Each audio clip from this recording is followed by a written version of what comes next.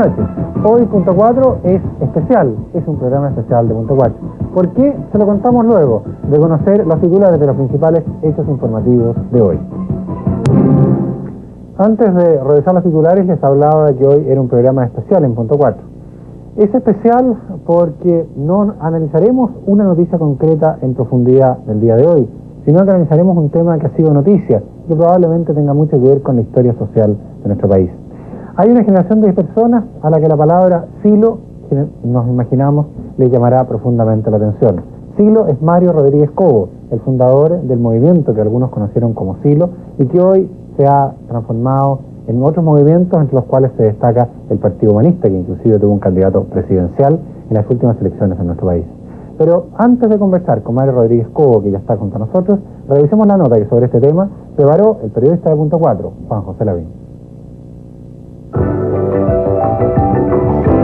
Para los jóvenes de los 90, el modelo de conducta exitoso a seguir está claro.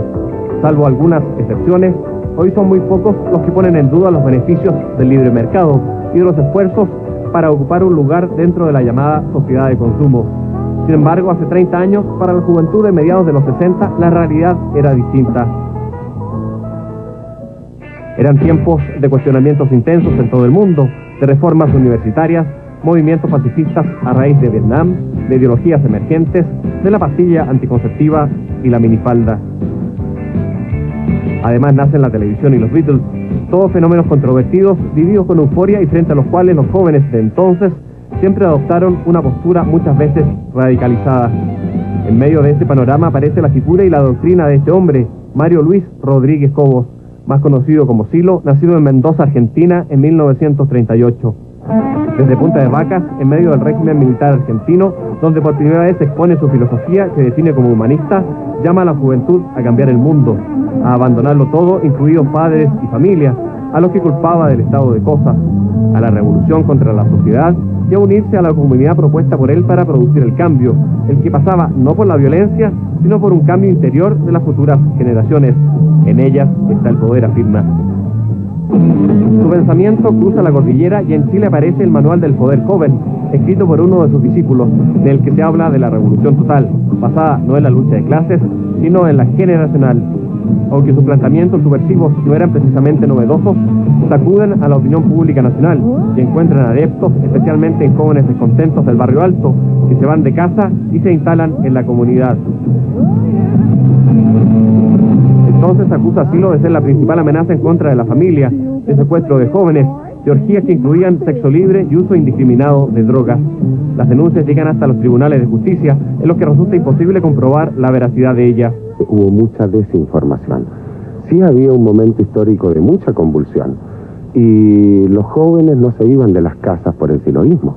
Había una dialéctica generacional muy candente en ese momento y había grandes desencuentros entre padres e hijos y fruto de eso se iban los jóvenes de las casas. Ahora, atribuir al siloísmo en ese momento y al humanismo como responsable de que los jóvenes se fueran de las casas nos parece una desproporción. La juventud estaba con necesidades de cambio, querían ser algo distinto que sus padres y sus abuelos. Eran violentamente cristianos, carismáticos, violentamente patria y libertad, violentamente miristas, pero tomaban posiciones, tenían ideas. Pasaron 3 décadas de todo aquello y los herederos políticos de Silo, el movimiento humanista, está presente en más de 50 países. Hoy Mario Rodríguez vuelve a Chile con 56 años de edad para lanzar en el país su 7º libro, Cartas a mis amigos. Lo presentan esta vez sin el mismo revuelo de antes, Volodya Teitelbaum y el expresidente de la Cámara de Diputados, José Antonio Vieragallo. Luego de la siguiente pausa, entonces, conversamos con Mario Rodríguez Cobo, más conocido como Silo.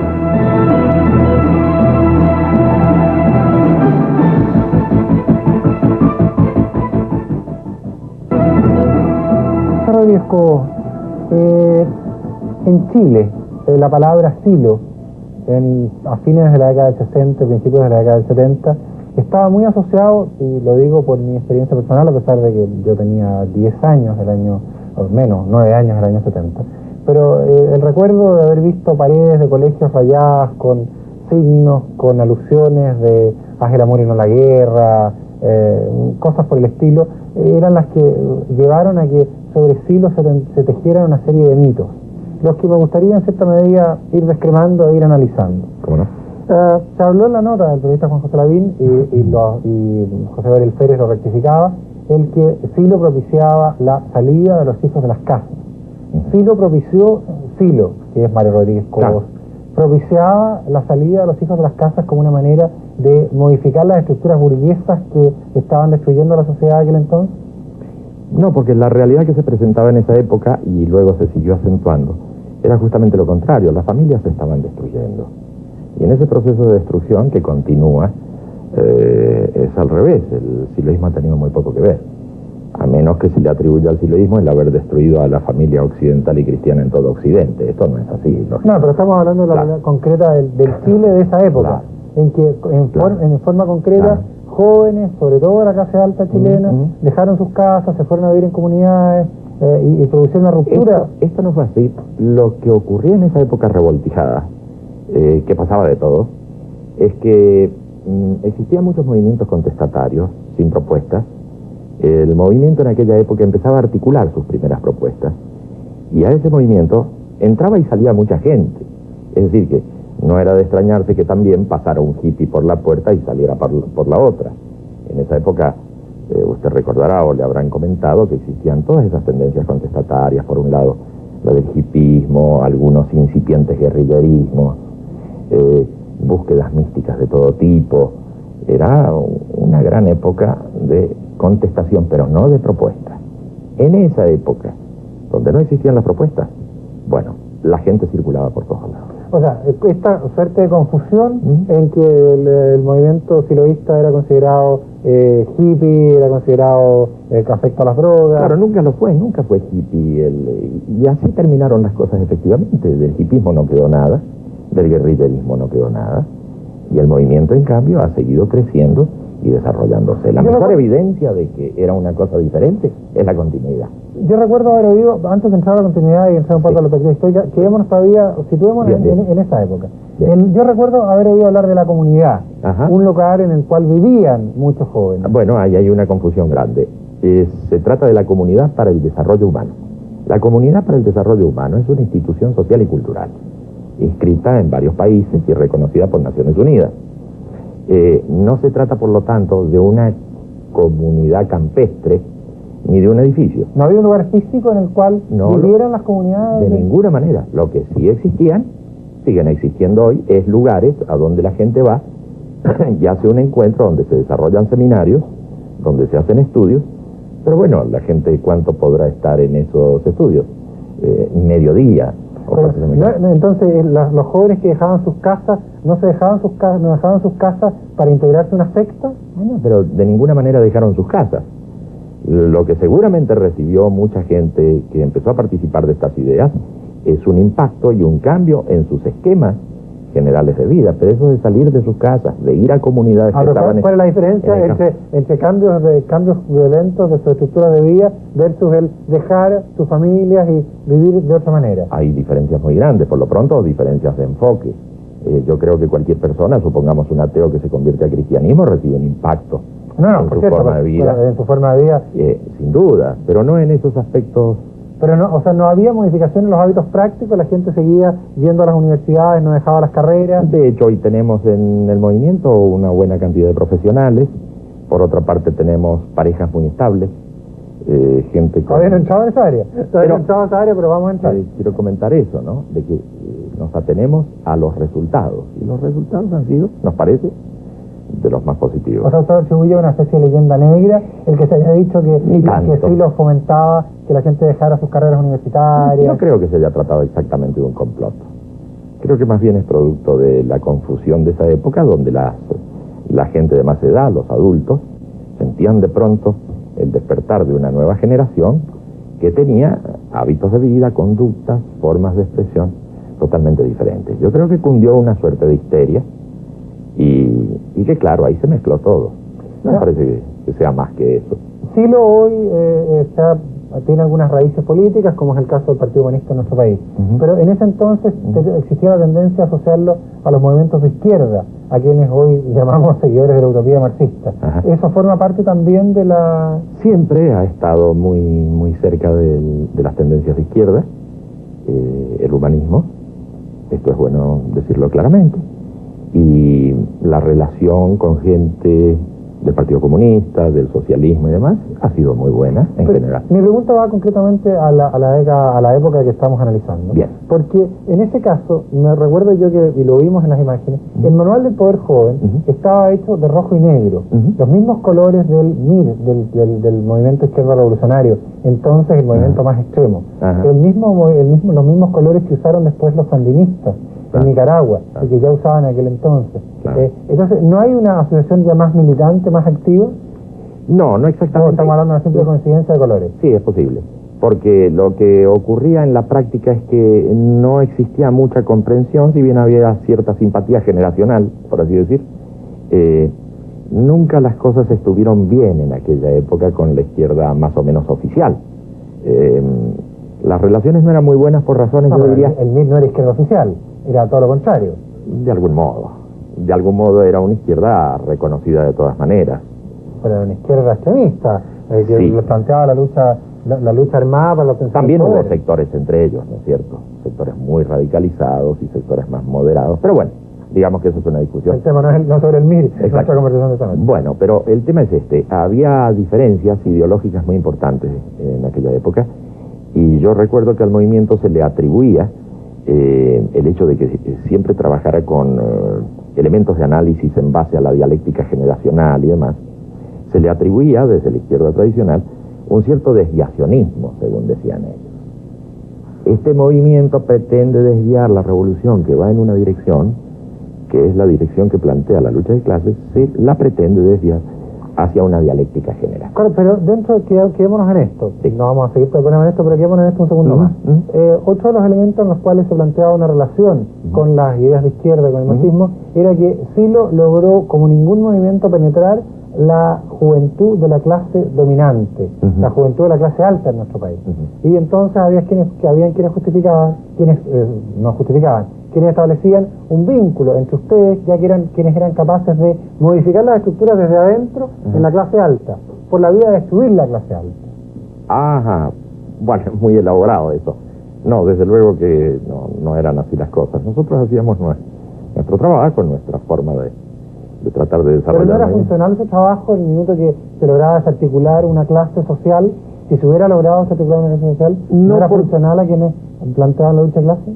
No creo que estuvieran dadas las condiciones para semejante cosa, y el objetivo no era de tipo clasista el que planteaba el movimiento, ni lo es ahora tampoco. Por otra parte, tal vez haya tenido mucha relevancia el hecho de que algunos miembros hayan sido de la clase alta, pero no nos engañemos, la gran mayoría de la gente del movimiento fue y es de clase media y baja. Me sorprende con eso, porque curiosamente tenía la impresión absolutamente contraria. Entonces podemos suponer que algunas campañas han sido orquestadas por la clase alta. Porque la impresión que yo tenía era que Silo era un movimiento muy clasista en ese sentido. Claro, es probable entonces que ya que...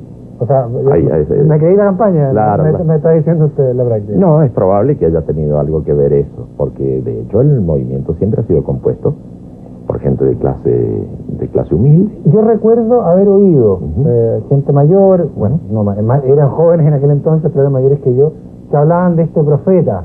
Que yo me lo imaginaba, y le soy muy honesto, me lo imaginaba porque venía de Mendoza, iba a cruzar la cordillera en algún minuto, era una cosa como media mística. Había ¿usted alguna vez supo que hablaban de usted como el profeta? Sí, claro, cómo no. Pero ¿usted comentaba eso? ¿Usted consideraba que esa era su idea? ¿Usted en algún minuto se sintió un profeta? En realidad nunca hubo oportunidad de debate. Este fue un debate de sola una parte, es decir, tocaba una sola campana. Normalmente se dice el siloísmo ha sido muy debatido entre otros. Es decir, se sientan dos personas y discuten en torno al siloísmo. Pero desafortunadamente nunca hubo las oportunidades que hay ahora, donde uno mismo puede conversar, discutir y todo aquello. Esas oportunidades no se nos dieron en su momento. Pero entonces, esta imagen del profeta, ¿era producto de esta campaña? Y yo creo que todo lo que era mal visto en aquella época se nos atribuía. Si en aquella época estaba mal visto el hipismo, el guerrillerismo, el profetismo y todos esos ismos, pues nada mejor que atribuírnoslo a nosotros. Ahora, me parece poco coherente que una persona o un grupo de personas pueda hacer todo eso al mismo tiempo. No, pero yo le estoy hablando desde mi óptica personal, niño de 10, 11 años. No, desde luego. Que oía hablar de este personaje que iba a cruzar la cordillera y que yo me imaginaba que cruzaría con las alas, digamos. Yo también lo oí, además lo leí. Entonces, entonces ¿eso no era algo buscado por ustedes? No veo qué interés hubiera podido tener tal cosa. Me llamó la atención, estoy jugando al mal pensado, Me llamó la atención en este libro que usted viene a lanzar, Cartas a mis amigos, el que estemos hablando de la primera carta, la octava carta, la 10ª carta, me olió tanto a las cartas de los evangelistas. Y eso es posible por el tipo de educación que nosotros hemos recibido. Parece que las cartas las hubieran inventado los evangelistas. Nosotros sabemos que las cartas a Nicómaco, en la moral a Nicómaco de Aristóteles, era una cosa conocida en la época. Las cartas de Séneca, que son 124, a sus discípulos, son numerosísimas. Y las epístolas son un caso más de las cartas que han escrito tantísima gente en el mundo, hasta llegar a las cartas abiertas, en las que hoy cualquiera escribe una carta abierta, la dirige a un funcionario o la dirige a un gobierno, pero con la intención de que tenga gran difusión. El recurso literario del escribir cartas me parece que no es atributo la solo organización, primera carta, segunda carta, casi me sentí siguiendo una liturgia. No me digas. Esa fue la sensación. Sobre las sensaciones, sobre lo que es hoy el movimiento humanista, seguimos conversando con Mario Rodríguez Cobos, luego de la siguiente pausa. A fines de la década del 60, principios de la década del 70, por ejemplo, sobre las drogas. Bueno, una de las consignas más usadas por nuestros amigos en aquella época, en la época de los rayados de Paredes, era: las drogas son el sistema. Ese no me acuerdo de lo visto en Chile, puede ser que en Argentina, pero... Las drogas son el sistema, es decir, siempre se pensó que era una forma de adormecimiento de las nuevas generaciones, claro. Sigo pensando algo parecido. Pero en Chile se ha discutido hoy, por ejemplo, digamos con perspectiva actual, la legalización de la marihuana. ¿Ustedes en ese entonces, hoy día, son partidarios de que se legalice la marihuana? Debería legalizarse siempre y cuando se haya hecho una campaña previa de esclarecimiento a través de estos medios maravillosos de los que hoy disponemos, en donde quede muy en claro para la población de qué se trata. Porque legalizarla simplemente, sin esclarecer a la gente en torno a las consecuencias de su uso, puede ser problemático. En su libro usted plantea en varios pasajes, debo confesar que no lo leí entero, pero sí pude avanzar sobre bastantes de los temas, de que el ser humano es dueño de su destino. Creo no haberme equivocado en interpretarlo de esa manera. ¿Este ser dueño de su destino lleva a que pueda disponer absolutamente, por ejemplo, de su cuerpo? Me refiero concretamente al aborto y a la eutanasia. Siempre y cuando no, que toman en la actualidad. Siempre y cuando no perjudique a otros, claro. Porque pero en el caso del aborto estaríamos... El primer principio para nosotros es trata a otros como quieras que te trate, ¿no es cierto? Pero en el caso del aborto, por ejemplo, ¿en el caso del aborto, defensa de otro a su juicio o no? Sobre el aborto, por supuesto, no somos partidarios del aborto. De lo que sí somos partidarios es de que exista una ley muy clara en donde las condiciones en que se produce el aborto estén muy claramente delimitadas. ¿Pero cuál es la diferencia entre que se pedir que se legisle versus ser contrario o partidario? Absolutamente. ¿Quién podría ser partidario del aborto? ¿A quién le gustaría que se produjera el aborto? No, pero si se dice yo soy contrario al aborto siempre y cuando no se den tales condiciones. Es que es muy distinto decir usted es partidario del aborto a decir usted es partidario de una ley que regule las condiciones del aborto. Es muy distinto.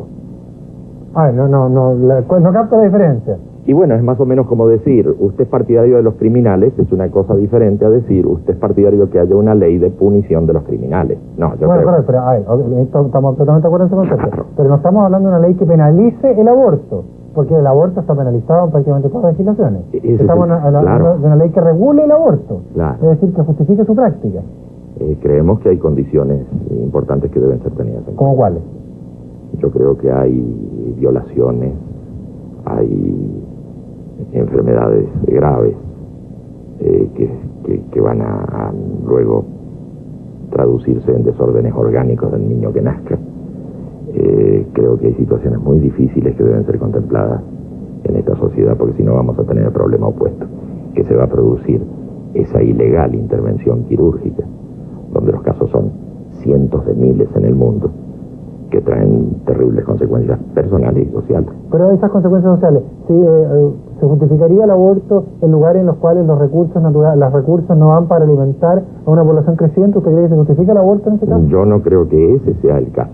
Yo creo, por lo contrario, que esas condiciones sociales han sido producto de una administración económica o tal vez de todo un complot internacional para dejar a esa área en malas condiciones. ¿Cómo podríamos justificar el aborto ahí? Yo creo que es básicamente usted o sea, no creo que haya que esterilizar a India de ninguna manera. Porque otro sistema de aborto encubierto son los métodos de control de la natalidad. Por supuesto, por supuesto. Y yo creo que ese es uno de los trucos que tiene este sistema inhumano que hoy va controlando la situación mundial. ¿Ustedes se oponen a los sistemas indiscriminados de control de natalidad? Absolutamente. ¿Qué sistemas de control de natalidad ustedes sugerirían? Yo creo que antes de plantear el tema del control de la natalidad, hay que plantear el tema de la redistribución de la riqueza. Ese es el tema. Pero suena utopía, suena lejanía. Bueno, no sé cómo se están planteando hoy las cosas con la aceleración del mundo de hoy, donde el 80% de la población mundial está en los niveles aceptables de vida y por abajo de esos niveles. Yo creo que estamos llegando a un punto de explosión, no de utopía. Acá están por explosionar muchas sociedades que están por abajo de las condiciones mínimas de vida. ¿Y cuál es la alternativa humanista a esa explosión que usted vaticina que viene? Bueno, dejando de lado el tema entonces del control de la natalidad y demás que nosotros... No lo dejemos de lado, si queremos ahondemos en él. Sí, yo creo que valdría la pena ahondar en esto porque nosotros no estamos proponiendo que se controle la natalidad en los pueblos de menos recursos.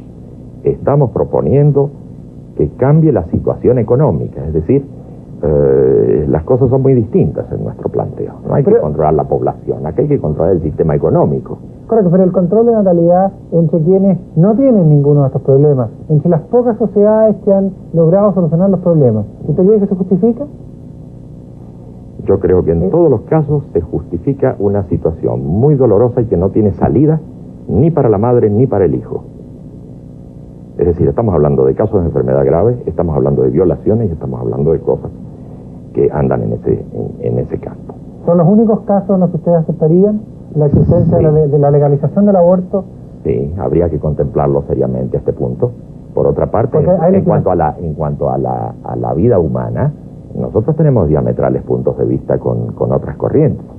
Hay corrientes que sostienen que el ser humano nace en el mismo momento, es decir, toma existencia en el mismo momento en que se gesta. ¿En la concepción? Claro, para nosotros no es así. La concepción de la Iglesia Católica. Claro, para nosotros no es así. ¿No? No, de ninguna manera, en el momento del nacimiento. En el momento en que el ser humano se manifiesta en el mundo, es decir, de acuerdo a nuestra concepción teórica de que el ser humano es un ser abierto al mundo y a la sociedad, en ese momento se produce el nacimiento. O sea, en el mes, en los 8 meses, 28 días no hay vida. Sí que hay vida, pero no estamos hablando de vida humana. No hay un ser humano. El ser humano se va constituyendo y el ser humano es un ser histórico y no un ser con naturaleza. ¿Pero qué diferencia tiene el ser del mes de los que nació al ser que tiene un día? Cambió de medio.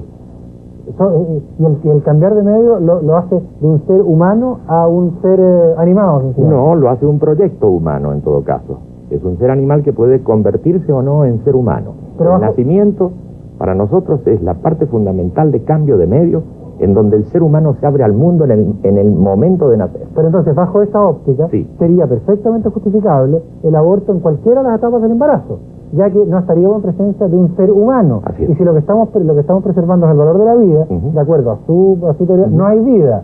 ¿Y que hay vida? No hay vida humana. No hay vida humana, no hay un ser humano. Por lo tanto, la madre estaría en presencia de algo tan cercano a ella como podría ser un tumor o algo por el estilo. De ninguna manera. Podría disponer de él. De ninguna manera, porque hay un proyecto. Toda madre que quiere tener un niño está pensando en un proyecto de vida. Y la que no quería, el embarazo no deseado. Y la que no quería, tendremos que ver qué es lo que dice la madre. Y tendremos que llamar a un gran debate. Y las mujeres tienen que ocupar el lugar central de ese debate en torno a estos problemas. Yo creo que estas cosas no hay que ocultarlas. A ver, pero hay que presentar un gran debate. Ok, pero no vamos a tener un gran debate entre cada madre que queda embarazada. No, pero podemos tener mucha representación de la mujer en un debate debidamente No, pero concertado. Pero como no tenemos mujeres presentes, no podemos armar un debate sobre el tema. ¿Cuál es su opinión respecto a esa situación? ¿A cuál? Al embarazo no deseado. La madre que consigue un hijo sin desearlo. Que consigue un hijo que le puede producir problemas a su estatus, a su condición de vida, a su calidad de vida posterior. Por último, a su proyecto de desarrollo personal. Yo creo que esto hay que contemplarlo en una ley de divorcio, en una ley de aborto. O sea, no estaríamos frente solamente a la violación, a la enfermedad grave, causas que podrían ser discutibles desde muchos puntos de vista, pero por último estarían dentro del debate. Estamos también que el simple deseo de la madre podría llevar a interrumpir el embarazo, y eso se justificaría. Creo que se justificaría, sí, se justificaría. Habría que verlo en concreto, ¿no? Pero no estamos en presencia de una sociedad facilista. Yo tengo hijos solo cuando quiero y solo cuando me sean funcionales. Bueno, ¿y qué otro principio podría oponer usted a eso? En la situación actual en que vivimos, ¿qué otro principio podría oponerse a eso? ¿No tiene la gente hijos porque quiere los hijos? Yo tengo hijos porque quiero tener hijos. No, yo tengo hijos porque quiero tener hijos, y tengo 3 hijos porque he querido tener 3 hijos y espero tener más hijos. Pero esta es una... Y eso enhorabuena. Esta es una posición personal mía. Y no podemos decir de eso que es una posición facilista, hacer lo que uno quiere hacer. Pero no decimos que la sociedad está llegando a términos, está llegando a una situación de conflicto, una sociedad a un término de caos, porque la sociedad se ha convertido en hedonista, en buscando el buscador de la satisfacción fácil, que es lo mismo que el hedonismo. No estamos en presencia entonces de una forma de hedonismo en que la madre sea capaz inclusive de decidir sobre si va o no a permitir que nazca el hijo que ya concibió. ¿Y quién va a decidir en oposición a eso? Si no decide la madre, ¿quién va a decidir? Bueno, en el planteamiento de que la criatura que está en el vientre materno no sea un ser humano, nadie. Pero si lo miramos desde el punto de vista de que la criatura sí puede ser un ser humano... Es que ese es un tema muy serio de discusión, con el que no coincidimos nosotros. Nosotros tenemos un punto de vista muy diferente al que tienen otras corrientes. Hay quienes dicen que en cuanto se unen 2 células, tenemos un ser humano. Nosotros decimos que esto no es así. Entonces, es una diferencia bastante radical con el pensamiento cristiano occidental. Sin duda que es radical. ¿Qué otra materia como esta ustedes son absolutamente contrarios al pensamiento cristiano occidental? Recordemos No creo que seamos contrarios, simplemente desarrollamos nuestra propia vía. Pero por ejemplo... Si coincidimos o no... Por ejemplo, la sociedad cristiana occidental, y nos queda muy poco tiempo, pero a ver si podemos esbozarlo, basa toda su lógica de vida en la existencia de vida después de la vida. ¿Ustedes creen que existe más allá? ¿Ustedes creen que hay vida después de la vida? Nosotros dejamos eso a la conciencia de cada persona.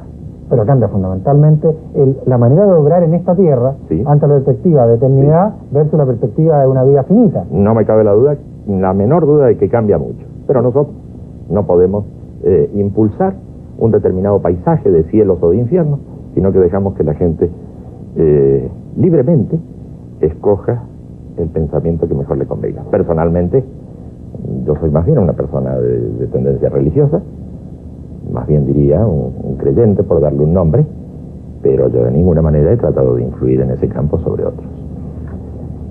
Mario Rodríguez Cobos, Silo. Para mí es curioso ver que puedo conversar con él, que es un ser humano como cualquier otro. Debo confesar que tenía una visión de él muy distinta, una visión de este ser que en mi imaginación preadolescente cruzaría la cordillera con alitas. Esperamos haber contribuido en algo a quienes vivieron a fines de la década del 60, principios de la década del 70, toda esta revolución planteada por Silo en aquel entonces y que hoy se manifiesta en movimientos tales como el Partido Humanista. Le tenemos que agradecer a Mario Rodríguez Cobos y al canal la oportunidad que me ha dado. Gracias a ustedes por acompañarnos y nos juntamos mañana con la noticia del día en profundidad en punto 4. Buenas noches, muchas gracias.